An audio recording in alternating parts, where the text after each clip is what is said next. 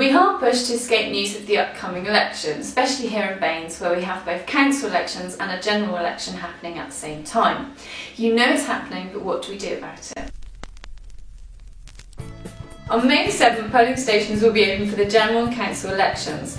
We're not here to tell you who to vote for, just to let you know your options and how you can find the information you need to cast your vote. For the general election, where you vote for your MP, we currently have 5 candidates standing for several different parties.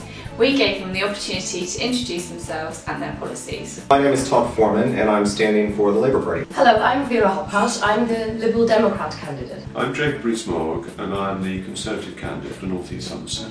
My name is Ernest Labour. I'm standing as the UKIP PPC for North East Somerset. My name is Katie Boyce and I'm standing for the Green Party. I'm currently the Member of Parliament and I am standing for a second time in May. I'm standing because I believe that with the Conservative Party I can make a difference to people's lives in North East Somerset for the better. In terms of North East Somerset, I'm really passionate that we need to try to bring new employers to the area and try to really focus on economic development, particularly in the Midsummer Norton Radstock area, where the traditional industries of coal mining and print works are long gone. We face a lot of challenges here with respect to public transport. And there's been a lot of house building, but not as much work as there needs to be on economic development. And I think we really need, I think that an MP certainly doesn't have a magic wand to wave around to create new employers, but I think an MP has a strong role to play in working with central government, with local government, with other community groups, with the chambers of commerce, and with local businesses to support existing businesses and to try to attract new businesses to the area. And I think that North East Somerset is a great place. I think it can be better. I'm a Liberal Democrat because they reflect best my values. We believe in fairness and opportunity for all, not just the advantage of one or the other section of society. Everybody should be able to thrive and have the opportunity to thrive, no matter where you start from or where you're at. I'm also a Lib Dem because I've always been a keen environmental campaigner. I'm standing at the general election because I think politics is changing and I want to be a part of that change. I didn't become a politician until the 1st of December, and I became a politician because I was so hacked off by something John Major said and Lord Heseltine. And my wife said, don't shout at the television, go and do something about it. So in 3 months I've gone from shouting at the television to being a PPC for North East Somerset. My key policies, aside from the national key policies, as I said, my #1 focus will be on economic development in North East Somerset and attracting new jobs here. North East Somerset there's a particular role for the MP to play because with Baines Council, naturally it is very dominated by Bath because that's half of the people in the constituency. So the MP for North East Somerset I think has a really strong role to play in standing up for North East Somerset and focusing on economic development. Other issues I'm very concerned about are mental health, opportunities for young people, equality for people with disabilities. I strongly think that North East Somerset is not an appropriate place for fracking, and so I'm going to be a very strong opponent of allowing fracking in North East Somerset, and I'll be a strong anti-fracking voice within the Labour Parliamentary Party. The other issues in terms that I would like to focus on nationally is banking and financial services regulation. And we had a crisis in 2008 that was caused by poor regulation, and taxpayers had to bail the big banks out.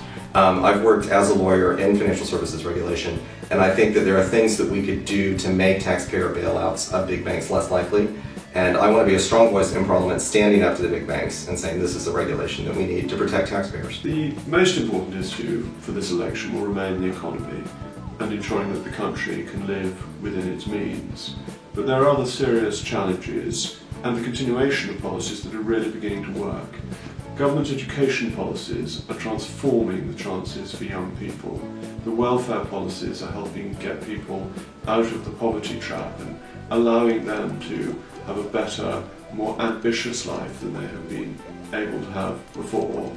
And we've got a real challenge in defence. The key policies, if re-elected, will be to some extent continuing with the work that's already been done. That the economy is in a much better shape than it was in 2010. The country is no longer teetering on the edge of bankruptcy, but there's still a £90 billion deficit that still has to be dealt with. The global issues relating to Russia are crucially important, but as are continuing with the welfare reforms, to make it fairer for people and to ensure that the universal credit, which has already started to be rolled out in North East Somerset, is rolled out successfully across the country. My main interests are environment, education and mental health. As a secondary school teacher and a mother of 4 children, I know that a good education is key to everything to get on well in life. The Lib Dems have got it absolutely right with the pupil premium, which was introduced during this government. We've recently extended the pupil premium to early years because we now know that the disadvantage and the achievement gap already starts well before youngsters enter primary education. We need to invest a lot more money in understanding, diagnosing and treating mental health. I am supporting the Alzheimer's Society here to extend services in North East Somerset for people with moderate to mild memory loss. During this government, the Lib Dems have made sure that a lot more of our energy is being produced through renewable energy sources. 15% of our electricity is now produced mainly through on and offshore wind. I'm therefore staggered that the Conservative Party has proposed to cap the development of onshore wind if they win in May. They want to frack instead. Fracked gas is a fossil fuel. The fracking issue here in North East Somerset is very relevant.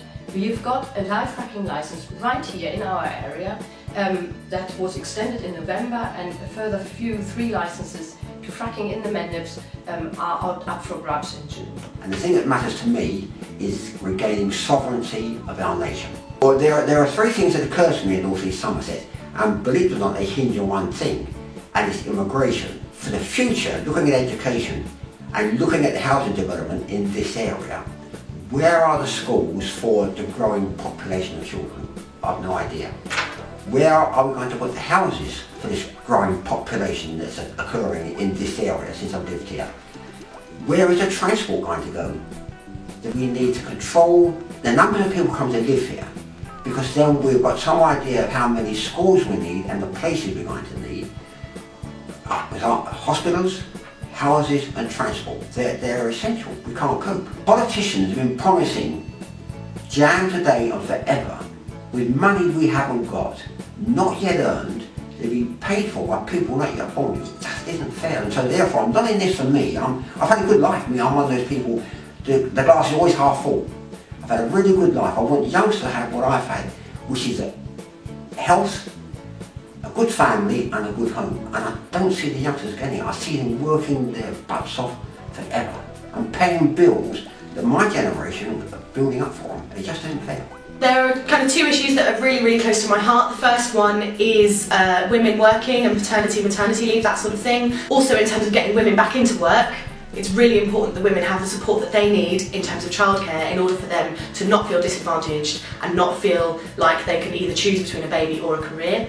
The second thing that's really important to me is education. I'm a firm believer in free education, and that education is a right and not a privilege.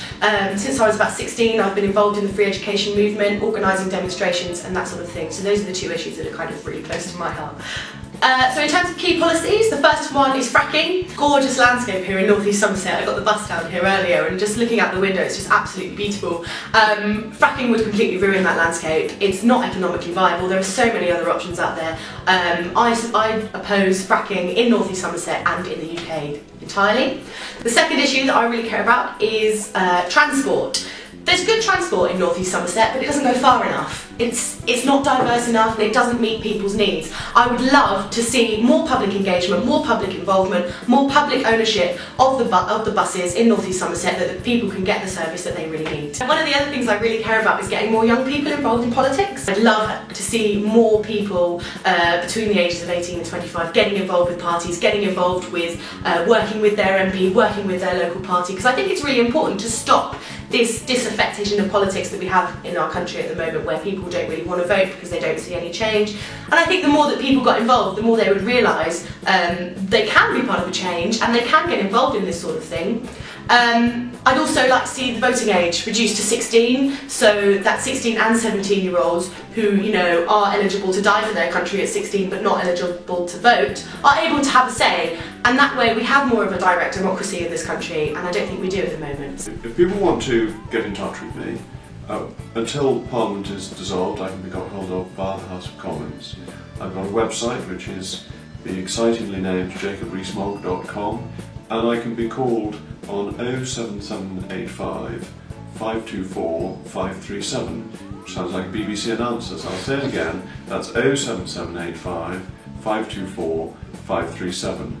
Although it doesn't always work perfectly in the constituency, because one of the issues we face in a rural area is sometimes a lack of mobile coverage. If you're watching this online, then obviously you're internet savvy, so the best place to learn about, what I'm standing on, is to go to my website, which is todd4northeastsomerset.com. So that's TODD, the number 4, NESomerset.com. That's got contact details. We have an office in Keynsham, so you can call there, but the best way to get a hold of me is via my website. I'm also on Twitter. I'm at Todd, T-O-D-D-D, which is my middle initial, Foreman, F-O-R-E-M-A-N.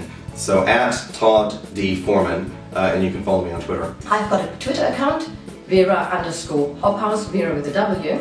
I've got a Facebook page, Vera Hophouse for North East Somerset, and I'm writing a blog, www.verahophouse.wordpress.com. So if you'd like to find out more about the Green Party, you can reach us at greenparty.org.uk, very simple address. If you'd like to find more about me personally, I've got a Facebook and Twitter. My Facebook is www.facebook.com, Katie Boyce, NES. And the Twitter is Katie_Boyce_NES. I don't have an office, I have a website, the number is I'll put it to you in a moment.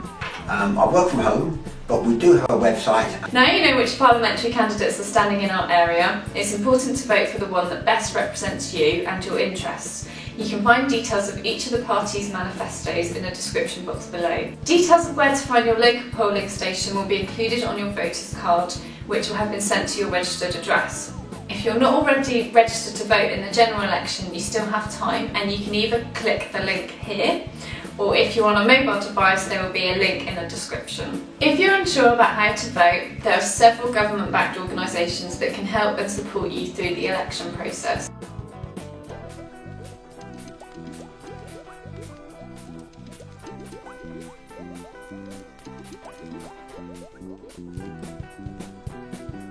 If you can't get to your polling station for whatever reason but still want to vote, then you can click the links on the screen to find details of voting by proxy or sending a postal vote.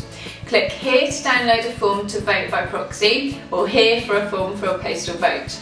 And if you're watching this on a mobile device, all these links will be in the description. Postal votes can be sent from overseas, but you will need to make sure that you allow enough time for your vote to arrive using whatever postal method you choose.